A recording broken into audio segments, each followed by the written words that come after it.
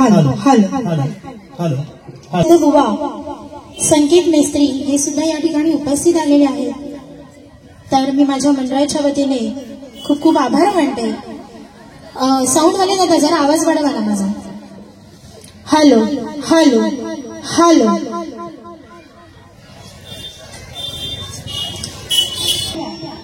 की भांडूप म्हणजे भजनाची पंढरी आहे आणि खरंच आहे ते. कारण जर भांडूप भजनाची पंढरी नसती तर एवढ्या बहुसंख्येने पब्लिक या ठिकाणी उपस्थित राहिला नसतं. जमा असलेल्या सर्व रसिक मायमा प्रेक्षकांना माझ्याकडून आणि मंडळाच्या वतीने खूप खूप आभार, धन्यवाद. खूप बहुसंख्येने आपण या ठिकाणी उपस्थिती लावलात. आपली प्रत्येकाच्या घरात आपली काही कामं आहेत, आपले मुलांचे शाळेचे अभ्यास, परीक्षांचा सीझन आहे तरी मुलं बसली होत. काय रे अभ्यास झालो ना तुमचं? एक्झाम संपली मग गावात कधी जातालास? तिकटा काढलास की नाही? नाही काढलास, दिवा ट्रेनने जातालास. कारण की मे महिना आणि गणेशोत्सव हे दोन सण आले ना की बुवा भांडूप बऱ्यापैकी खाली. भांडूपला सगळे आपले मालवणी. मी राहते बदलापूरला, पण जेव्हा जेव्हा भांडूपला यायचं असतं खूप उत्साह होतो. रस्त्याने जाताना एक तरी आपला मालवणी माणूस हा दिसतो. आणि सगळ्यात महत्वाचं म्हणजे भांडूपला उतरणार तर लेडीज डब्यामध्ये बायका सुद्धा कधी कधी आपसात मालवणी बोलत असतात. हे ऐकून फार बरं वाटतं. काय ते बदलापूरला काय झालं बाला सगळे आगरी माणसं आहेत. मालवणी फार दुर्मिळ ऐकायला मिळतं, पण आपल्या भांडूप मध्ये जे मालवणी असं ना तर दुनियेत खय नाही बुवा. असो आपण सगळे बहुसंख्येने या ठिकाणी उपस्थिती लावलात. फार फार बरं वाटतंय. तरी पण बरेच रसिक माईबाप आपण या ठिकाणी उभे आहात. आपल्याला विनंती आहे प्लीज आपण स्थानापन्न व्हावं. संकेत मेस्त्री बुवा यांच्याकडनं आमचे तबला वादक श्री दत्ता पानवलकर यांना बहुमोल असं पारितोषिक मिळालेलं आहे. खूप खूप धन्यवाद. आता बक्षीस पडला ना दाबून वाजवतले काय हो? वाजवतालच ना? हा, नाही तर सुपारी अर्धी नव्हतली तसं नाही मजेचा भागा. आणि हे काय माझ्या घरातलेच असत भाऊकी आहे ना, भाऊ घरातलो, त्याच्यामुळे तसं काही फेरभर नाही पैशाचं. पण असं ते बक्षीस पडला म्हणल्यावर आता ह्याच्यापेक्षा हे वाजवतले. पण ह्या का पण कोणीतरी द्यावा बक्षीस. पंडित भवानी शंकरचे पट्टे शिष्य असो ते सुद्धा पखवाजात विशारद आहेत. आणि सगळ्यात महत्वाचं म्हणजे यांनी जे पखवाजाचं शिक्षण चालू केलं इयत्ता दुसरी असताना, ते म्हणजे त्यांचे पहिले गुरु आमचे कुमटेकर काका यांच्यामुळे ते घा मारायला शिकले. एकदा जोरदार टाळ्या माझ्या काकांसाठी. त्याचप्रमाणे माझं लक्ष नाही गेलं मगाशी आमच्या बुवांच्या भजनात आरतीताई बसलेल्या आहेत. त्यांच्याबरोबर मी 2 डबल बऱ्या केल्या. फार छान असं गायन करतात. तर ताई नमस्कार, माझ्या मंडळाच्या वतीने खूप खूप आभार आपले. तर जेवण इलाज की नाही आवाज येऊ होय मग हो आवाज तुमचं टाळी बिळी जातात काय? आम्ही गात असताना आमचा भजन झाला, प्रार्थना झाली तरी टाळीचा एवढा आवाज नाही. येऊ दे टाळी, घुमू दे मांडू, अजून येऊ ना बात. जेवण इलाज मध्ये ताकद दिसवते टाळीतून, नाही तर फायदो काय?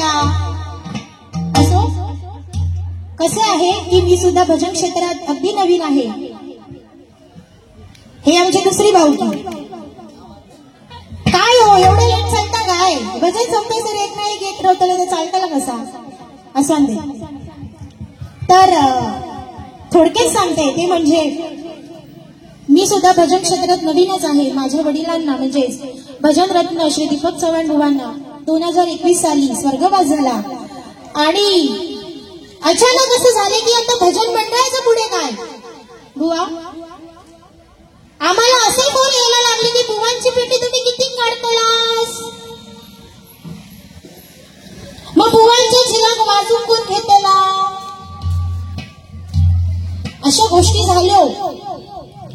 पण खरोखर त्यावेळेला माझ्या वडिलांनी जो वरद हस्त ठेवलाय आणि परमेश्वराची कृपा मला मिळाली आणि आपल्या रसिक मायबाप प्रेक्षकांचं मला भरभरून प्रेम मिळालं, म्हणून त्यांच्या पश्चात आम्ही हे त्यांचं जे भजन आहे अर्ध राहिलं ते कुठेतरी आम्ही चालू करू शकलो आणि त्यांचा हा प्रवास आम्ही कुठेतरी चालू ठेवायचा प्रयत्न करतोय. आमच्याकडनं चुका होत आहेत, नाही असं नाही, पण जे करतोय ते अगदी प्रामाणिकपणे करायचा नक्की प्रयत्न करतोय. त्याच्यामुळे जास्त मी काही न बोलता माझ्या रुपावलीला सुरुवात करते. जसं की मगाशी सांगितलं की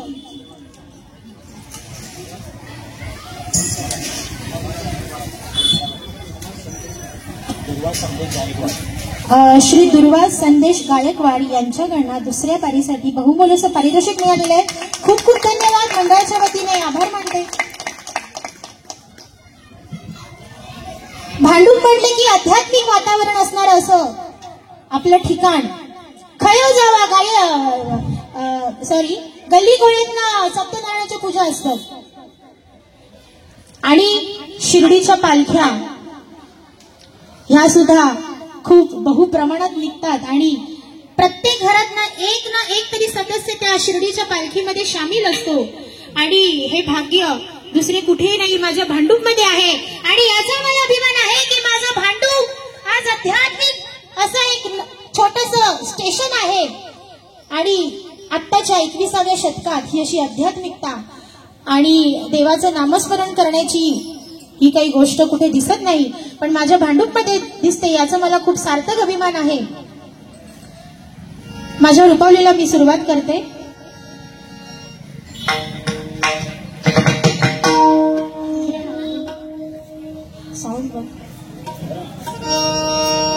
कसं आहे की भजन क्षेत्रामध्ये प्रत्येकाला कोणी ना कोणी गुरु आहे, पण पेटीवर बसली आहे. खोटं नाही बोलणार की जोपर्यंत माझे वडील होते तेव्हा मी कधी त्यांच्या पुढ्यात नाही बसली, कारण जोपर्यंत माणूस जिवंत असतो तोपर्यंत कधीही त्या माणसाची आणि त्या माणसाकडे असणाऱ्या कलागुणांची किंमत नसते. पण ते जेव्हा आमच्यातनं निघून गेले आणि हे सगळं ओस पडलं तेव्हा आम्ही सगळ्या गोष्टी करायचा प्रयत्न करतोय.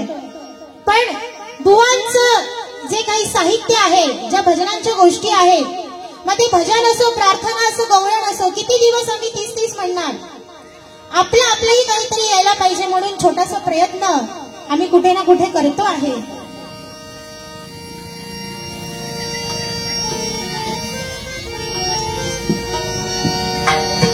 हॅलो हॅलो हॅलो, जरा आवाज करा. Hello hello.